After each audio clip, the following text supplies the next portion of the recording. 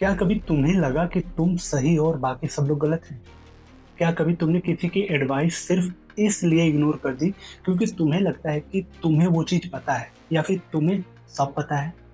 अगर उत्तर हाँ है, तो शायद तुम अपनी पर्सनैलिटी को कॉन्फिडेंट नहीं बल्कि इगोइस्टिक बना रहे हो। और ये वो मोमेंट होता है जहाँ पे कि तुम अपने ग्रोथ और प्रोग्रेस दोनों को ब्लॉक कर देते हो। तो मेरे series 21 shades of an aspirant mind का ये फर्स्ट डे है जहाँ पे तुम्हें एस्पिरेंट के 21 ऐसे स्टक एरिया या फिर इमोशन पता चलने वाले हैं जिनको मैंने अपनी पॉडकास्ट इंटरव्यू रिव्यू के जरिए पिछले 3 साल में देखा है। अगर आप किसी भी एग्जाम की तैयारी कर रहे हो तो इस चैनल को आप सब्सक्राइब कर लेना। ये सीरीज आपके पूरे प्रिपरेशन की जर्नी का रुख बदल देगी।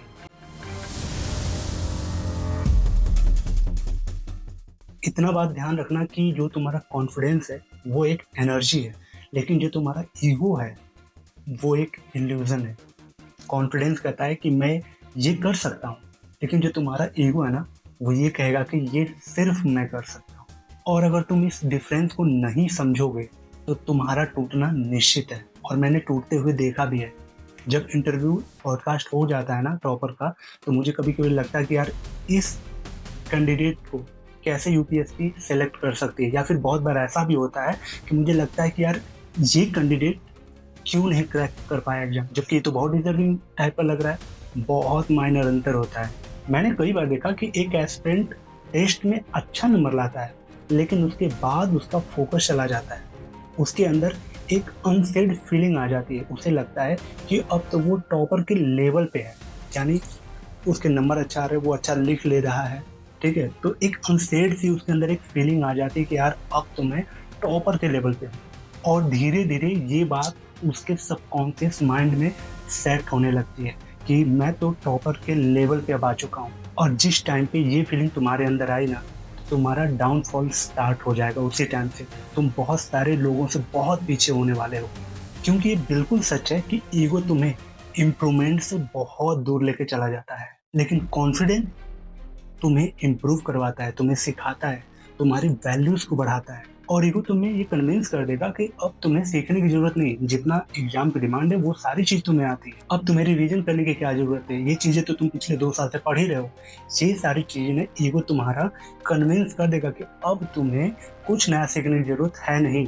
और सिविल सर्विस में अगर तुम सीखना बंद कर देते हो, या फिर किसी भी फील्ड में तुम अगर सीखना बंद कर देते हो ना, तो फिर एग्जाम तुम्हें तुम्हारी रियलिटी दिखा देगा। मैंने ये भी देखा कि इस चक्कर में टॉपर भी टूटे इसमें, क्योंकि वो फीडबैक लेने के लिए रेडी नहीं थे, ठीक है। एक मुझे किस्सा याद है कि एक टॉपर का सिलेक्शन हो गया था, मतलब सेलेक्ट हो गए थे यूपीएससी में। वो अपनी रैंक इम्प्रूव करने वाले थे, मतलब रैंक इम्प्रूव करने के लिए फिर से अटेम्प्ट दिए। जब अटेम्प्ट दिए ना तो उनका मेन से ही क्रैक नहीं हुआ। फिर अगली बार जब अटेम्प्ट दिए तो उनका प्री भी क्रैक नहीं हुआ। मतलब आप देख लो, पहले सिलेक्शन, उसके बाद मेंस नहीं निकला, उसके बाद प्री नहीं निकला। क्योंकि बहुत लोग समझ जाते कि यार मैं तो ठीक हूँ, मेरा लेवल ठीक है, मैं फिर से दूंगा, मैं फिर से क्रैक कर लूंगा, मुझे किसी के फीडबैक की जरूरत नहीं, मुझे किसी मेंटर की जरूरत नहीं, मुझे किसी टीचर की जरूरत नहीं, या फिर मुझे अब रिवीजन करने की जरूरत नहीं है, ठीक है। तो बाहर हो जाओगे आप। तुम्हें पता ही होगा कि कॉन्फिडेंस जो है ना वो एक शील्ड का काम करता है, लेकिन जो ईगो है वो एक वॉल सा काम करता है। जो शील्ड है वो तुम्हें तो प्रोटेक्ट करेगा, तुम्हें हर चीज़ों से बचाएगा, बेवजह के नेगेटिव थॉट्स से।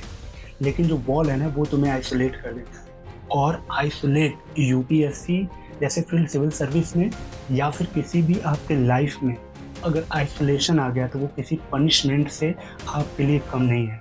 आइसोलेशन से तुम्हें दूर रहना है। एक बार ईगो तुम्हारे दिमाग में सेटल हो गया ना, तो फिर तुम्हारी ग्रोथ और प्रोग्रेस दोनों रुक जाएगी भाई। और तुम्हें पूरी दुनिया ना अनफेयर सी लगने लगेगी। लेकिन सच क्या है, तुम्हारे ईगो ने तुमसे दूर किया तुमको, दुनिया अनफेयर नहीं है। मैंने ये भी ऑब्जर्व किया कि जब तुम एक स्टूडेंट या एस्पिरेंट होते हो, जब तुम्हारे दोस्त तुम्हें अप्रिसिएट करते हैं कि यार तुम बहुत अच्छा कर रहे हो, तो तुम्हारे दिमाग में या फिर हमारे दिमाग में ये बात जरूर आती है कि हाँ यार ये तो सच है, मैं तो इनसे बहुत बेटर हूँ, ठीक है, बहुत अच्छा कर रहा हूँ। ये बहुत अच्छी बात है कि तुम बेस्ट हो, बेटर हो, तो लेकिन यहाँ पे अपने आप को बहुत अच्छे से ऑब्जर्व करके कंट्रोल में रखना, क्योंकि ये बहुत डेंजरस थिंकिंग है। क्योंकि उस मोमेंट के बाद तुम सुनना बंद कर देते हो, सिर्फ बोलना स्टार्ट करते हो। कॉन्फिडेंस में तो तुम अपनी वैल्यू समझते हो, जानते हो, लेकिन जैसे तुम्हें ईगो आता है ना, सामने वाले की तुम वैल्यू भूल जाते हो। जिस वक्त तुम्हें लगता है कि सब कुछ तुम्हें पता है और तुम बोलना स्टार्ट करने लगते हो, तो दुनिया तुम्हें साइलेंट करने पे जुट जाती है। तुम्हारे आसपास के लोग सबसे पहले तुम्हें साइलेंट करना चाहते हैं, चाहे वो एग्जाम में फेल होते हुए तुम्हें देखना चाहे या फिर तुम्हें लाइफ में फेल होते हुए देखना चाहे। वो तुम्हारे हर उस डाउनफॉल का वेट करने लगते हैं कि ये बहुत अपने आप में बन रहा है या फिर बहुत ये ज़्यादा अपने आप को स्मार्ट समझ रहा है, बस बोले जा रहा, सुने रहा है। सबसे पहले वही लोग तुम्हें साइलेंट करने लगते हैं। मैं ये नहीं कह रहा कि तुम कॉन्फिडेंट मत बनो, बल्कि कॉन्फिडेंस तो हर फील्ड में मैंडेटरी है तुम्हें खड़े रहने के लिए, तुम्हें डटे रहने के लिए। वरना तुम्हारे अंदर कॉन्फिडेंस नहीं तो तुम किसी भी फील्ड में ना निकल जाओगे या फिर तुम्हें निकाल दिया जाएगा। ठीक है, तुम्हारी वहाँ पे वैल्यू ही नहीं की जाएगी अगर तुम कॉन्फिडेंस नहीं है, तुम रिस्क टेकर नहीं है, तुम बढ़ चढ़ के अपना एक्शन नहीं ले रहे हो, कॉन्फिडेंस नहीं है तुम्हारे अंदर, तुम्हें किसी भी फील्ड से बाहर कर दिया जाएगा। कॉन्फिडेंट तो रहना है, बस ये याद रखो कि जब भी तुम्हें लगे कि मैं बेस्ट हूँ, तो बस इतना करो कि अपना नोट्स, अगर तुम एक एस्पिरेंट हो तो इतना करो कि तुम अपना नोट्स निकालो और एक बार देखो कि कितनी चीज़ें अभी अनक्लियर है। उसके बाद भी लगे कि तुम्हें सब कुछ आ रहा है, सब कुछ क्लियर है, तो तुम एक बिगिनर एस्पिरेंट को कुछ समझाओ। जब तुम समझाओगे ना तो तुम्हें तुम्हारी रियलिटी दिख जाएगी, तुम कितना क्लियर है, ठीक है, तुम्हें कितना आ रहा है, तुम कितना रिवीजन किए हो, कितना तुम्हारे अंदर वो कैपेसिटी है जिसको तुमने स्पोर्ट किया हुआ इस एग्जाम को लेके अपने। ठीक है, तो एक बिगिनर को तुम अच्छे से समझाओ एक बार, अगर तुम्हें फिर भी लग रहा हो तो। ठीक है, तुम्हें तुम्हारी रियलिटी पता चल जाएगी।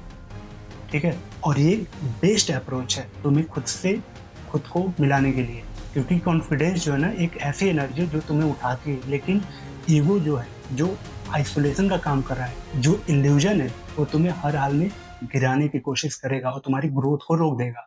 क्योंकि तुम सुन नहीं रहे हो, तुम सिर्फ अपनी चीज़ें देख रहे हो कि हाँ, तुम अपने एक इल्यूजन वाली दुनिया में रहते हो कि मुझे हर चीज़ आता है। रिजल्ट जब देखते हो तो तुम्हें लगता है कि यार तुम तो डिजर्विंग थे, लेकिन लिस्ट से बाहर हो, रोल नंबर नहीं दिखेगा लिस्ट में। ये सारी चीज़ होती ही होती है यार, बहुत मैंने कैंडिडेट को देखे हैं। ठीक है, बहुत अच्छे थे, बहुत डिजर्विंग टाइप के लग रहे थे, दिख रहे थे, उनमें वो पोटेंशियल था, लेकिन होता है ना कि जो दिखता है वो हो नहीं पाता कुछ चीज़ें। तो बस इस बात का ध्यान रखना कि ये जो ईगो और कॉन्फिडेंस है ना, सिर्फ अवेयरनेस का गेम है कि तुम कितना अवेयर हो किस चीज़ से। अवेयरनेस की ये जो पतली लाइन है ना, इस बार तुम्हें कॉन्फिडेंस में और उस बार तुम्हें ईगो में लेके चली जाएगी। तो सिर्फ खेल अवेयरनेस का है कि तुम कहाँ पे किस तरीके से अपने आप को रियलिस्टिक तरीके से देख रहे हो। तो बस ये सेल्फ चेक तुम्हें हमेशा रियल रखेगा, तुम्हें तुम्हारी रियलिटी दिखाता रहेगा।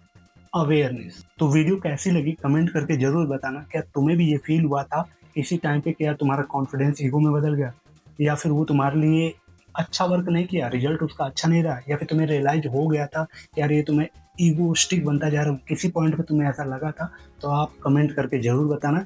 ये सीरीज कैसी लग रही है 20 shades of an aspirant mind, आप कमेंट करके ज़रूर बताना। मिलते हैं अगले डे 2। ठीक है, तब तक के लिए thank you so much and bye bye.